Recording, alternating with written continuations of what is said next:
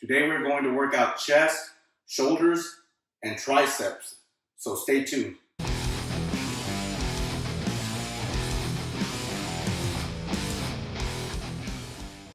What is the most important thing about exercise? It's not how many calories you're intaking. It's not how much cardio you're doing. It's not how much you're lifting. Think about it. The most important thing about exercise is staying injury-free. And the way that you can stay injury-free is by doing dynamic stretching, warming up the body part that you're working out. In this case, we're doing chest, shoulders, and triceps, and doing some rotator cuff exercises. I'm already warmed up, so I'm just going to do a set for you so you can get an idea of how to warm up.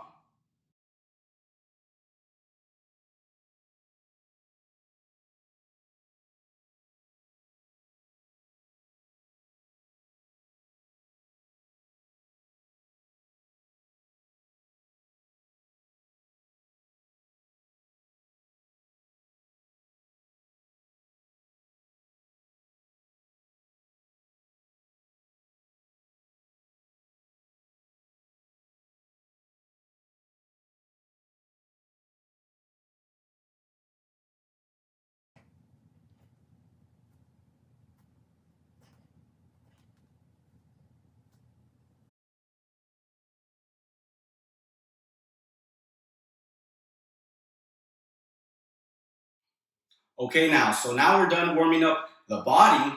Now we're going to go into our warm-up sets. And what I mean by that is that if you can hit the 100-pound dumbbells, that's your working set. You don't want to go immediately to the 100-pound dumbbells. You want to maybe start off with the 50s for 2 sets, the 75s for 1 set, the 85s for 2 sets. Ultimately, it's personal preference. Everybody is different. You might require more sets or less sets on your first exercise, but never fatigue yourself doing a warm-up, because then you're going to be tired and you can't hit your working set.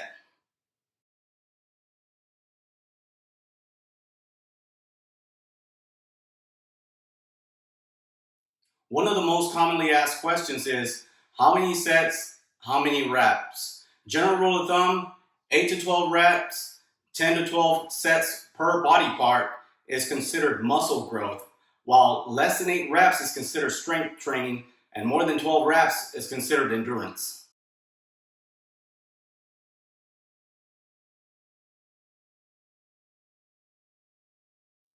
Now I'm going to show you some tips and tricks on how to work with dumbbells. There are 2 ways to get the dumbbells up. One way, you can put them close to your knees and then push and go back like this. And you're going to start off at the top.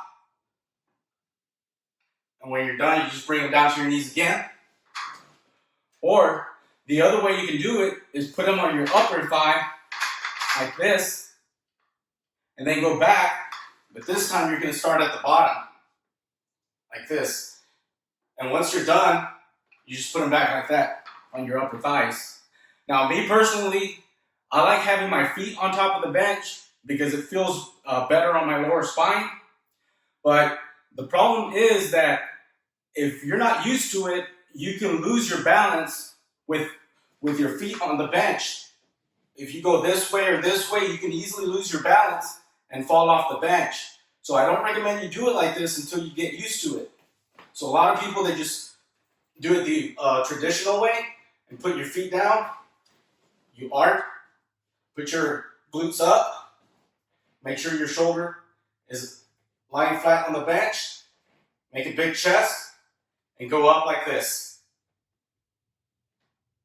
Now, don't bench out here because this puts your shoulders in a bad position. And don't get too close because then you're just doing a tricep exercise. So you want to do a comfortable about shoulder width right here like this. Go up and go down. You don't want to go too far down because, again, it puts your shoulders in a really bad situation right here. So just go up and down, up and down, just like that. Get a stretch and go back up. And that's it. That's how you do it.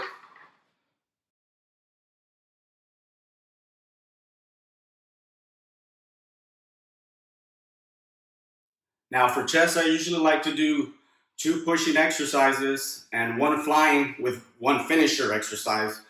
And what I mean by that, for example, it would be like a dumbbell bench press with a incline dumbbell fly with a barbell incline press. And a finisher, what I mean by a finisher would be like doing dips or doing push-ups. But in this situation, since we're running low on time, we're just gonna do 1 pushing exercise and 1 fly exercise. And one of my favorite fly exercises, if I don't have the cables available or the pec deck, would be the dumbbell incline fly. And usually I like to put it at about a 30-degree incline. And if you do it a little bit higher, you're gonna use more of your shoulders. The flat, I really just don't feel it with the flat. I'd rather do the pec deck.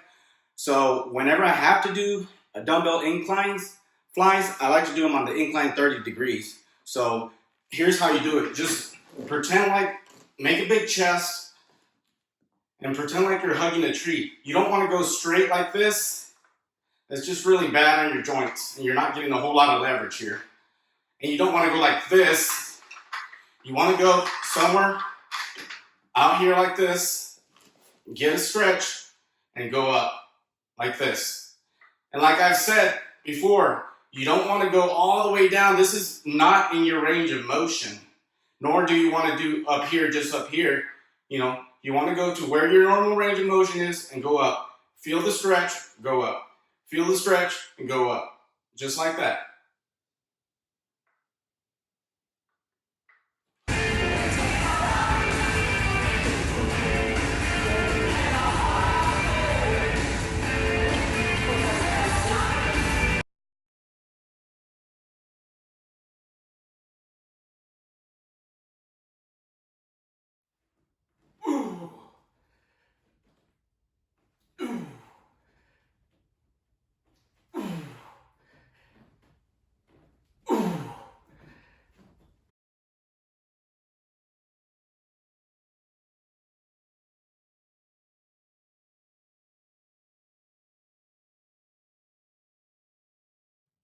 For my finisher exercise, I'm going to do some dips. I don't have a dip bar and I don't like doing them on a bench, so I'm going to improvise and use these squat racks.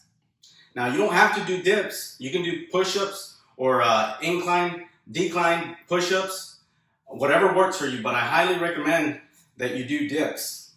Now you can buy at the store, you can buy a dip belt, or you can make a homemade one like the one I have here. This is just a chain, some insulation, and this little hook right here. Now, the way to do dips, if you do them like straight up and down, you're going to hit your triceps more, like this. You're not hitting your chest as much if you go like this. That's just hitting your triceps more. We're working out chest, so we want to work out the chest. So you want to lean forward like this so that you can hit it. Now don't go all the way down, just go to where it feels comfortable, because again, you can damage your rotator cuffs easily in this exercise. So watch how I'm going to lean forward so I can really target that chest.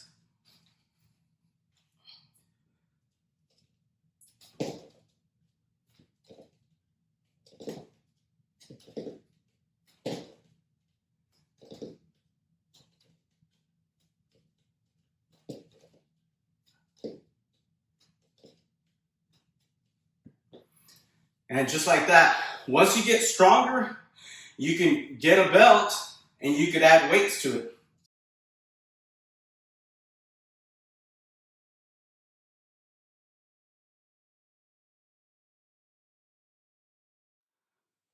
I usually don't do shoulder presses on a chest day. I prefer to do lateral raises, but I'm going to throw this in as a bonus. So you don't really need a bench. You can do 1 at a time or 2 at a time standing up, but I happen to have a bench, so I'm going to do it with a bench. Now, once they start getting heavy, you might want to like push them up with your knee like this and go up, you know, but right now if you're not lifting a whole lot, you can just get them up like this. So what I like to do is, I have bad shoulders, so I really can't go too far back, and really you don't want to go too far back.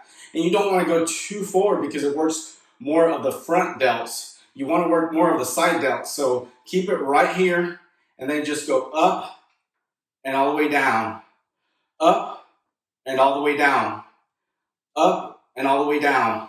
You don't want to go too far out like this, and you don't want to go too far in. You want to come right about right here is where the dumbbell should be at, about right here. Now, a lot of times you see people that they get a shitload of weight and they just go up right here like that. Well, the thing about that is that you're not building functional strength. See, when you have to lift something, you don't always start up here and lift it up. You know, for functional strength, you usually start from down here. So I recommend that you do them from down here to get the most bang for your buck. Like that.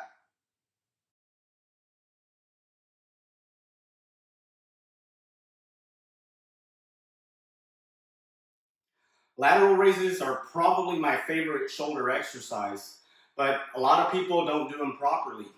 You know, you see a lot of this, you know, and really when you're doing that, you're working more of your rear delts. If you want to do that, then just do a rear delt fly. And oftentimes, a lot of people, they get a lot of heavy weights, and then they just start going like this.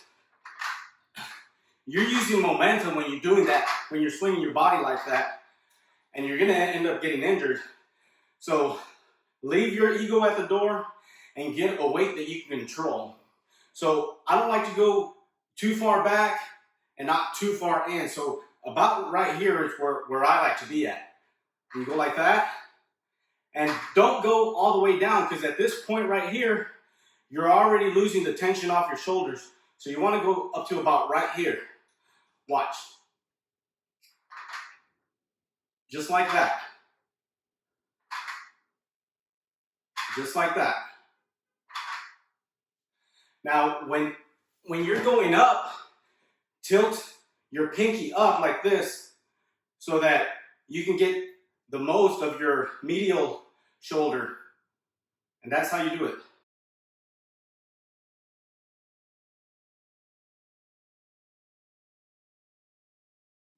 Dumbbell tricep extensions is a really convenient exercise because you can easily find a dumbbell in a spot where you can do them at. So the way that I do them, I usually put my right foot forward, and if I'm lifting with my right hand, and lift them up like this, and then go right behind your neck, but don't go all the way back, just about right here, and go up like that, up, just like that.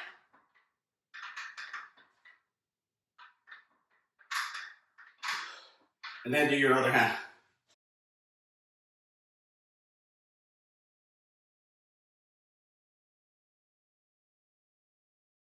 Skull crushers are my meat and potatoes. I really love this exercise for triceps. Now, the reason that I'm wearing a cap is because, one, I sweat a lot, and two, when I'm at the gym, I don't want the nasty bar touching on my forehead.